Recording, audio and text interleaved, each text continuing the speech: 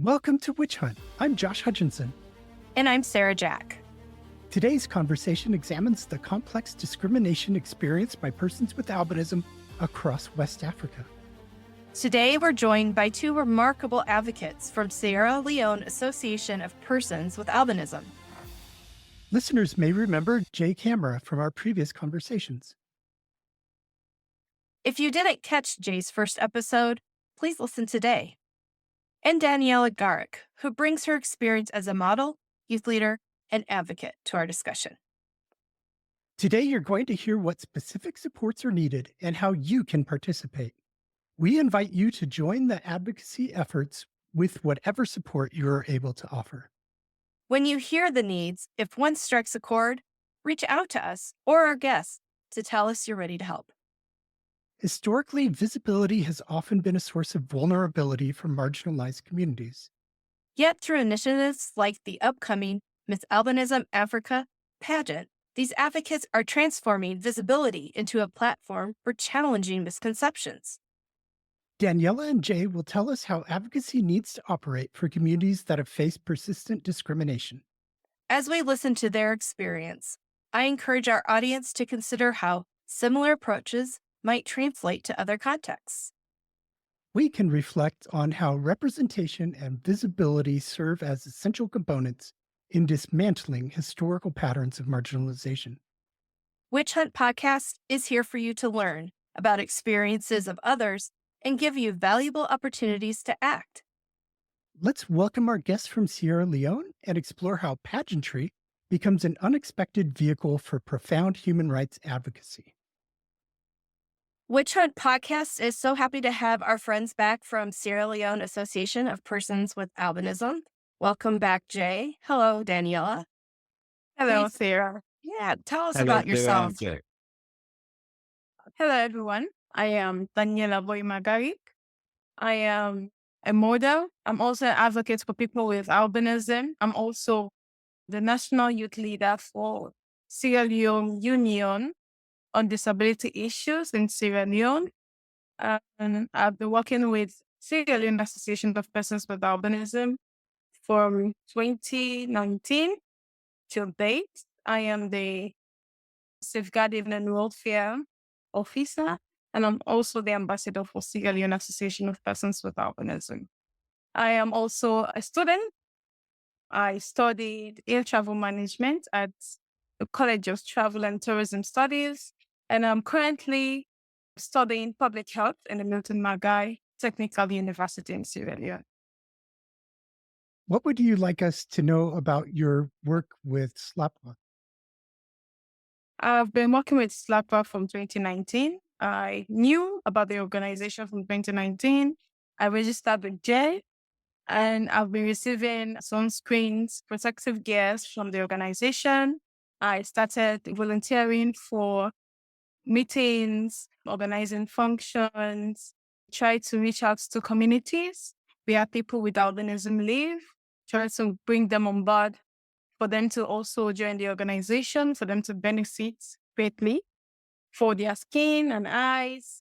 And in 2023, I became the communications person, gender communication officer. Now I'm the welfare safeguarding officer for the organization.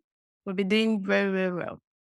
We've also been giving out sunscreen to members, conduct session for gender support group meetings, wherein we educate women and girls with albinism on how to take care of themselves as people with albinism, how to combat discrimination, how to break barriers, because we try to see the potential in every person with albinism. And also we've been doing community outreach, going to schools, going to hospitals, and we've been sensitizing stakeholders about albinism, how they should be very inclusive, that they should not leave people with albinism behind in every developmental program.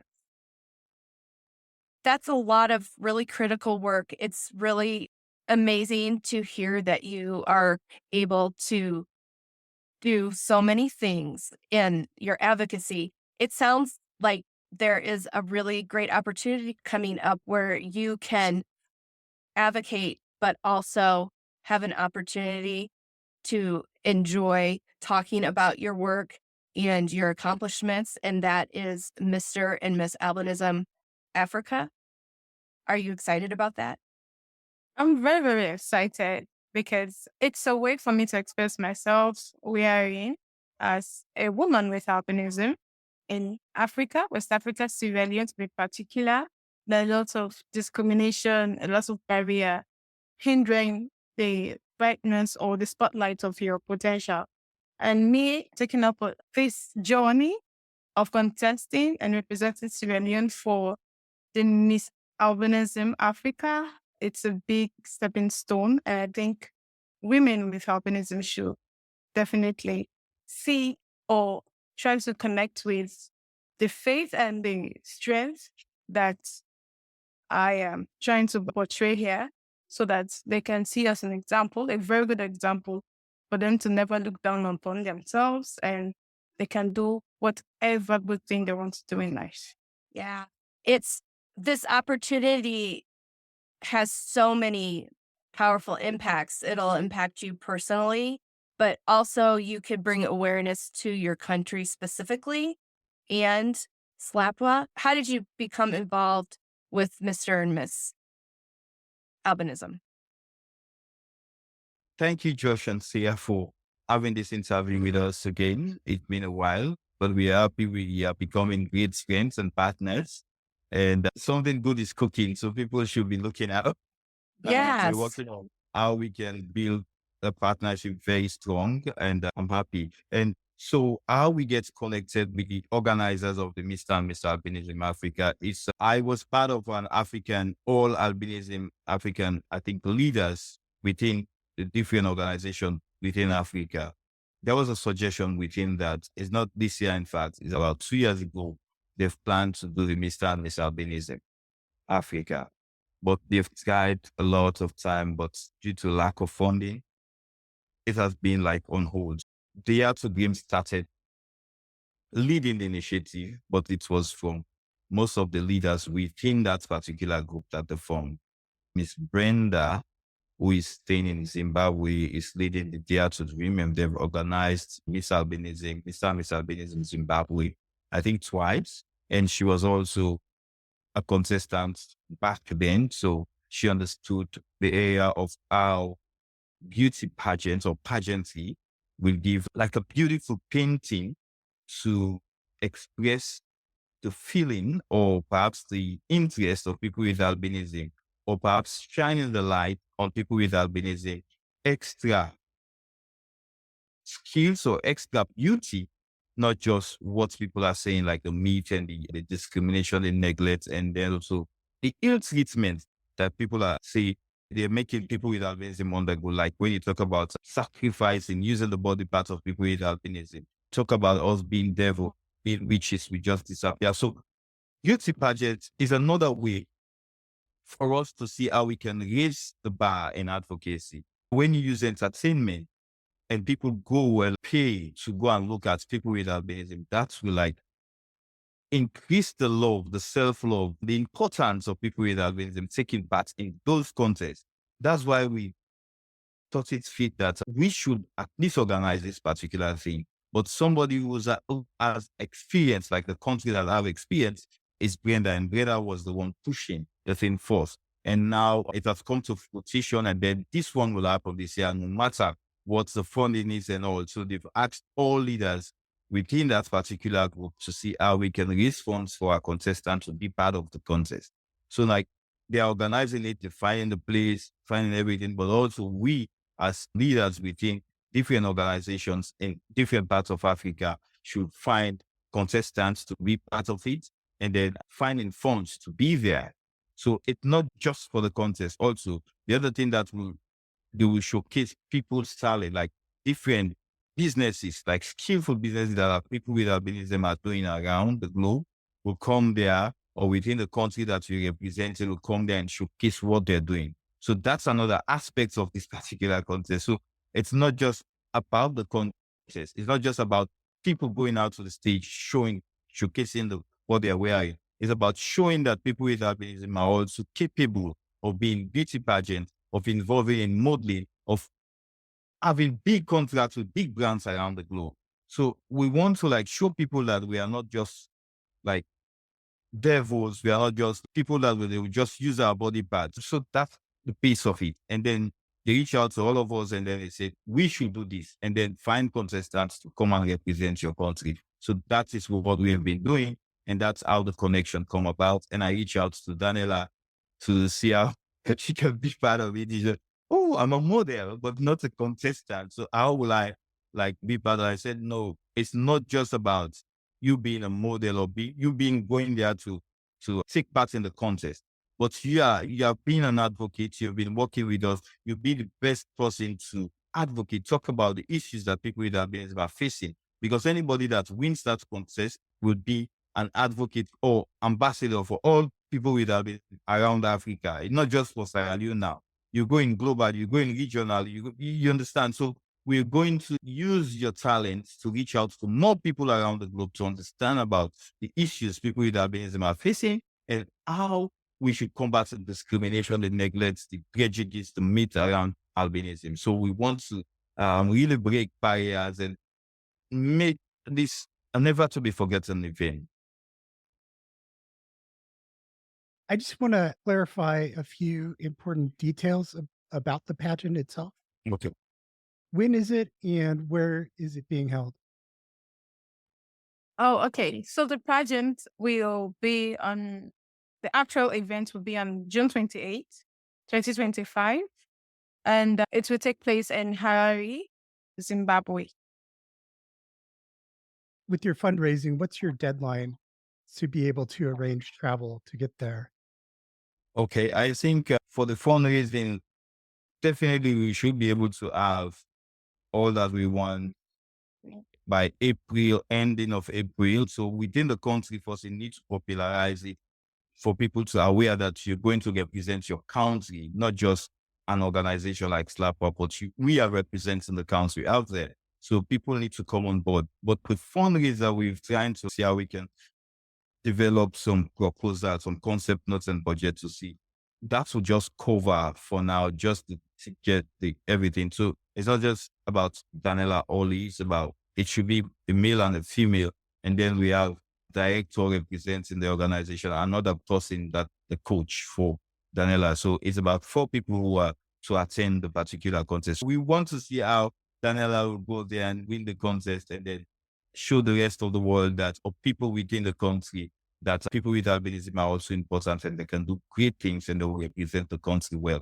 Because the discrimination and neglect about people, stakeholders within the society is enormous in Sierra Leone. So we want to see how this particular contest will just tell them or inform them that people with albinism are here and they should make good use of we as citizens of this country, and like we have all the rights to represent Sierra Leone in any sector of life within. We want to see how people all over the globe will, like the contestants from Sierra Leone, to be part of the Miss Albinism Africa. This is the first ever. So the first one, it should be there, raising the green, white, and blue, and raising the flag of people with albinism globally. Yes. And it's such a big opportunity for Sierra Leone and for the organization and for you as an individual and your co-contestant. This is a really big deal. So when people support you, they're supporting this powerful opportunity. It's going to have a big positive impact on all the layers of the work and advocacy that are happening. And you don't have opportunities like this every No. day. No.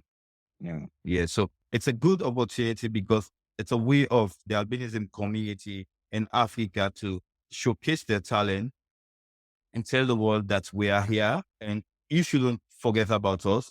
And if you've forgotten about us in other aspects, we're using the pageantry to see how we can tell you that we are here. So we're using it as a tool to advocate for people with albinism all over the world, not just in Africa that we're doing right now, but also all over the world, because people with albinism, they want people to hire them and give them job that will give them source of income.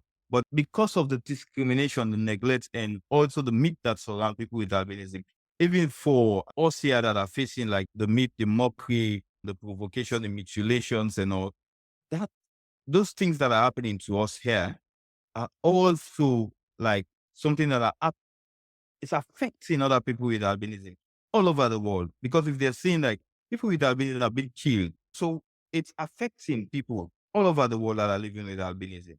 Because if you really love perhaps the community of people with albinism, you don't want to hear that they are doing them evil anywhere in the world. Because the discrimination we are facing here, and it will not be intense like the ones people in the US or any other part that is an advanced country face. But also if they are discriminating people with albinism, because if you see me now and you see somebody in the US who is also a person with albinism, you will not know the difference. Honestly, it's just because of perhaps the sun rays and then the dark spots and all. But you will not know the difference. You think that they are siblings. You understand? So what affects a person with albinism down in Africa is also affecting this one indirectly in those other parts of the world. So we want to see how we can break those barriers and give a motivation to other people elsewhere to take part in those particular contests that they have in there. So somebody in the university will want to be part of a pageantry, but he or she is scared to be part of it because she's not worthy to be there. People are mocking her, you know. So with that person seeing what other people with albinism are doing in a poor country, in a poor continent, a continent that is, they are taking like, we're nobody, then we're making difference in the lives of people with albinism, then they'll definitely come on board and see how they can like have a global network and see how we can end discrimination. But we're looking for Mr. and Miss Albinism global. We're not just looking at Africa. We're Yeah. looking of how we can get it to a global level, just like Miss World. Yeah. Uh, mm, That's remarkable. It's such an opportunity to inspire and give people the hope that you've talked about. What do you hope to get from it personally? What I hope to gain personally is growth, because as individuals, we are not too high to grow. We grow every day and we learn every day. And it's a very new thing for me. Pageantry is very new to me because I'm more of a runway model than a pageant model. And taking this opportunity, going to represent Sierra Leone and the community of people with albinism in Sierra Leone, to Zimbabwe, to the world, let me say to showcase people with albinism in Sierra Leone, in Zimbabwe, representing being the queen for Miss Albinism Africa. I think it's a personal growth for me. It's a learning experience and networking as well to further push the case of people with albinism in Sierra Leone, because however similarities of challenges and achievements that is ongoing between countries, they're a little bit different. It's part of me showcasing and representing, especially women and girls with albinism more, especially because we are more vulnerable to a lot of challenges. It's part of me showcasing their challenges, how they have grown to come out of those challenges, overcome those challenges, and also represents the culture. Because definitely there are going to be a lot of competition and watch and about cultures, who has the best culture. And Sierra Leone, our culture and history is very rich. And it's a wonderful experience that I'm going to give to them, definitely. And that's a personal growth for me, because I am representing my country, not just people with albinism. Yeah. And you mentioned networking. So, you'll be, other contestants have stories too. So you'll hear their stories and they'll hear your story and the powerful work that you're doing. Do you think that having that experience with other women is going to enrich your work going forward? Definitely. Because sharing stories, people sharing their stories with you, you definitely learn from those stories. And you will take a good example of those stories, some stories, and you will definitely try to envision yourself myself, if I was in that particular situation, what would I have done? And how can I improve the situation to be better or to use that, imitate the actions of that person and bring it back to my own community and try to present them that, oh, we have other people like you, not just in Sierra Leone, but in other parts of Africa with the same similar stories or different stories, but they did very well for themselves. They tried to grow out of the challenges and barriers society has created, and to see reasons for them to also not just give up in life or feel neglected just because society have neglected you. You have a lot of stereotype and misconceptions surrounding you, meaning that you should just enclose yourself. So the barrier will just keep rising, but also for them to take positive action, for them to be positive change agents for themselves in their lives and family. Yeah. And in their community as well. Thank you for being such a role model and you are a beautiful woman and you have so much intelligence and experience. And I'm really looking forward to learning more about you and seeing the work you're going to do. And I'm so looking forward to this opportunity you're going to have to tell the world about yourself and your country and your colleagues and what you're doing with your community. Thank you very much. Thank you very much, Sarah. Thank you. Have you ever traveled to Zimbabwe before? No, I've not. I've not traveled to Zimbabwe before. It will be my first experience. Yeah. Yeah. Fantastic. Yeah. For the organization, I think it's a great network of different organizations because I also will be there. So we try to see how we've connected via social media, but also we want to see how we can connect physically, sharing experience. People will tell you about the organizations they have met, people they have met to give support to their work, the work they're doing. So it's a blend of different ideas, different work that people are doing. So because we are all in the advocacy world and we're all heading different organizations. So those leaders will be there and sharing experiences and the challenges that you're facing, you learn from them. So what are my challenges here might be like, that was a challenge, but they've find a way around it. So they will share those experiences with us and then we'll find a way. But also this will motivate because we've been trying to do the Mr. and Miss Albinism in Sierra Leone for a while. But this will serve as a motivating factor for us and also for the all of Sierra Leone to know that, oh, this is happening, this is real, and we need to like put funding behind this for it to happen nationally. So because people are not like saying how useful or how important you guys are, except you have some international connection or representation. So when Daniella and the other guy are going to represent you, but that will really, really raise the bar. So Sierra Leoneans within the tourism and within the pageantry walk of life will definitely see us differently now. Will definitely think that, oh, so there is a pageantry for people with albinism that is regional, that is within Africa. Oh, so we've been left in, and we've seen them approach us, tell us about they want to do the Mr. and Miss Albinism Sierra Leone here, but we have been neglecting them and all. So this will whet their appetite or get them interested in seeing how they can fund the national one here. Yeah, actually, that this particular contest or this pageantry, this competition will definitely see how SLAPWA will also grow immensely in terms of us finding representation to represent Sierra Leone globally. It's not just about SLAPWA sending Daniella and Rhyme to that particular contest. It's about us representing Sierra Leone out there. So this is a national call. So everybody within the country that is of doing a private business, the government, NGOs that are funding vulnerable groups, the inclusion of people with albinism or the inclusion of people with disability in all walks of life should see this as an opportunity to come on board to see how they can help us grow. That's what I'm saying will come out for the organization. Yeah. I'm so glad you came on the podcast. Listeners, it's really important to be a part of these efforts. When we say community advocacy, as you can hear Jay and Danielle talking, it's a global community, it's a national community, it's a local community, but we all have a part to play.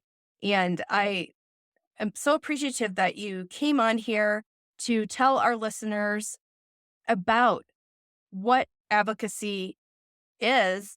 It's the people across associations, across countries, collaborating together to increase the visibility of the barriers that persons with albinism are facing, but also the potential that's there for individuals and for the community of albinism.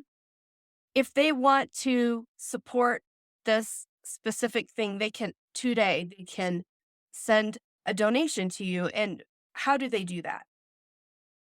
We have a website, which is www.albinismsierraleone.org. And then we have a Facebook page that is very active, which is the name Sierra Leone Association of Persons with Albinism. The Facebook is very, very active, so people can reach out there. Another one is that if you wanted to at least call on WhatsApp, or you can reach out to also our hotline, which is +232 76 42 98 90. We wanted to see how we can represent our country and also represent a vulnerable group that has been neglected by society for so long. Just as they are talking about women's rights, women's have been left behind for so long. People with albinism encompasses women, children, adults, aged. So you realize it's a whole community. So we have women there who have been neglected. So if women without any form of disability are facing difficulties or challenges, women with albinism are facing 10 times 10.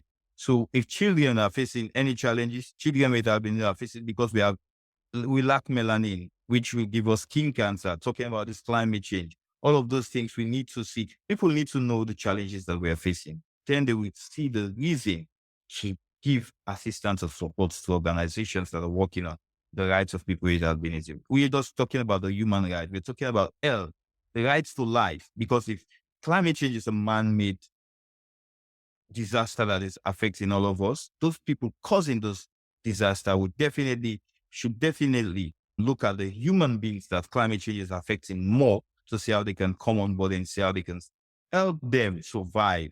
Because without the support of the world to see how they can help people with albinism not to have skin cancer, which will lead to the early death, they should come on board to see how they can mitigate that. Not just talking about how to mitigate the planet, but what about the human beings that are affected, which their life is at stake?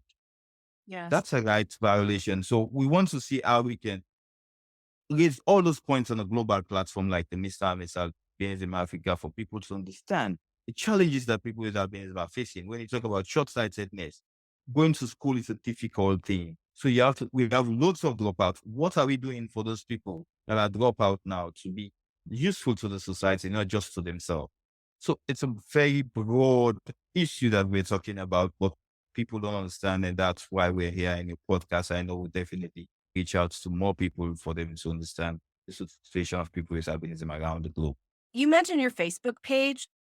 Yes. Your association has such an informative, engaging Facebook page. There's a lot of organizations out there. We have a Facebook page, but what I see you guys do with your social media is so impressive. And I really encourage our listeners to go to the Sierra Leone Association of Person with Albinism Facebook page and see the community and see what they're talking about and see what they're doing. I've learned so much about you and your community through your Facebook page. One of the things that is so powerful about your advocacy, looking in from my position, you're always educating and you're always being an example. You are such role models as human beings, and what you're doing for this specific critical cause to save lives, as you are saying, that there's all these reasons that life has to be fought for. Thank you for what you're doing, but I know you have to do what you're doing. If you have to do it, the way you're doing it is impressive, and you guys, you deserve to go have this experience and this platform for drawing people together and talking about what's happening and talking about what you're doing. You don't just talk about what needs to be done, you are actively looking for resources and ways to lift up your community and to give them what they need. And that's important. And listeners, you can be a part of this. And Witch Hunts is a nonprofit. The association is a charity. So when you give to us, you are supporting organizations that are going to keep working and developing these strategies and lifting people up like Daniella. You have heard all of the amazing work that she has been able to do so far. We want her to have a bright future ahead. And you're working so hard, both of you. Thank you for your example. You're welcome. you. And You're it's a pleasure doing it because when you're a part of a community, you want to see change happens. And when you finally, and the other life, the year after, you definitely watch down and said, what I've done is still continuing. Because that's what we want to see. We want to see change that's happen now and grow to be better. So struggles and challenges that we're facing right now will not like be immense when we've gone. So the younger generation will at least meet a platform or laws or policies made that would protect their rights. That's what we're looking for, honestly. Yeah. So Thank- people should know, the other thing that people should know is that it shouldn't be like physical cash. If you wanted to buy the ticket for us to go there, you can do it. So if you wanted to buy the ticket, you can just ask for the names of the passports to Sierras and all the people. You can do that. If you wanted to book the hotel for us, you can go about and do that. Now the world is a very small world. You use your phone and do everything. You wanted to buy some clothes or other things for Daniella to represent and the other guy, that's fine. Even if you buy clothes or makeup or skincare, boxes or shoes or bags, whatever you buy, definitely it's still your money. And you're saying if a person or a company would like to provide your tickets or your Yes. the hotel stay, or Yes. and it sounds, are you looking for wardrobe and accessories to Yes. display? Yeah. So if they would like to provide you with that, and then Yeah. Yeah. Yeah.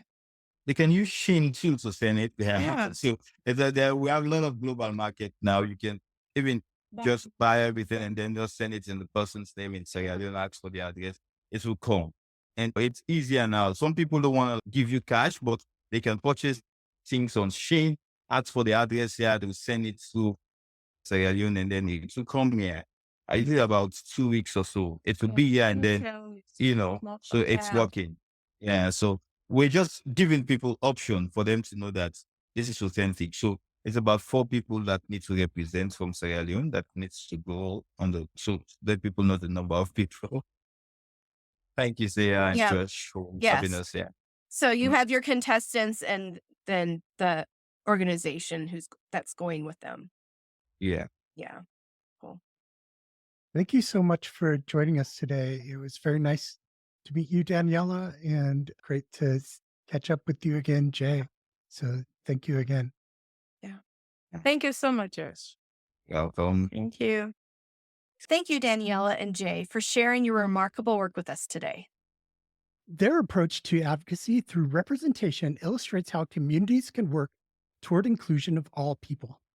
Daniella's journey to Miss Albinism Africa connects individual narrative to collective experience. Patterns of discrimination aren't abstract concepts, but lived realities that demand innovative responses. The pageant's reimagining of visibility transforms what historically has been a site of vulnerability into a platform for agency. This inversion offers important lessons for how we understand advocacy. For listeners moved by today's conversation, we encourage you to learn more about the Sierra Leone Association of Persons with Albinism. Their website at albinismsierraleone.org, that's albinismsierraleone.org, provides information about their ongoing initiatives and ways to support their work. And the SLAPWA Facebook page is another excellent resource with frequent posts about the organization's activities. Visit the page at facebook.com/SLAPWA17. That's facebook.com/SLAPWA17. As Daniella prepares to represent Sierra Leone in June 2025, the association is seeking your support for travel, accommodations, and competition expenses. Your generosity and giving can help ensure that Sierra Leone's Daniella Garrick reaches the continental stage. Thank you for spending time today with Jay, Daniella, Josh, and me. Have a great today and a beautiful tomorrow.